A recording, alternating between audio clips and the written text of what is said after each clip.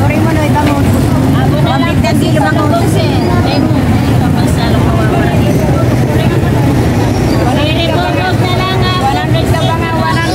Ano yung kalabangga yan?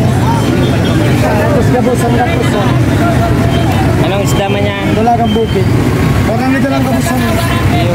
3 forks mo lang. Ako, parang nito lang. Titinda mo na sa taon ni Carla. Good. Kalabangga yan, kasag mo. Opo, kalabangga po yan. Ano naman tao mo? Sanggatos. Kabanga, ano sanggatos ka mo? Sanggatos ang kilo. Ay, ano, tumbok. Hindi man kilo. Kilo po, 160. Ay, yun. Ano sir? O dyan sa mga, ano mo, 90 na lang ang 90, 180, 360. Sige, isa lang lang.